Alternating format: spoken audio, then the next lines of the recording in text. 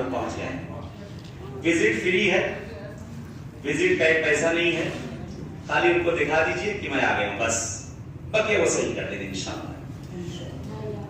ये इनकी कब्रें काफी अरसे तक मख्फी रही हैं, बहुत अरसे तक इनकी कब्रें मालूम न थी कि इनकी कब्रें कहाँ हैं। मिलता है कि एक चरवाहा, यहाँ पे एक टीला था, इस जगह पे जहाँ कब्र है एक टीला था, और ये पहले ये यहाँ पूरा बियाबान हुआ करता था, भेड़ बकरी लोग चराने की जगह आया करते थे। एक चरवाहा पैरों से फलस था, एक पैर उसका पोलियो जिसे अपनी जबान में कह दिया जाए, हंसी के सहारे से चलता था।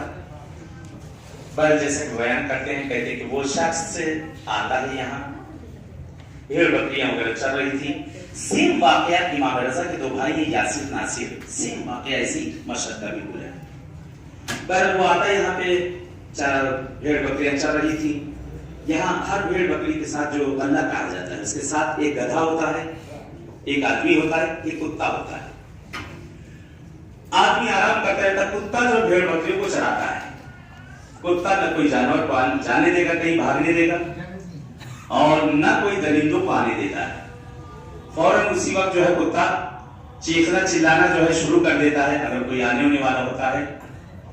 पर इस जगह पे कि जैसा कि नकल करते हैं, इस जगह एक सवाल है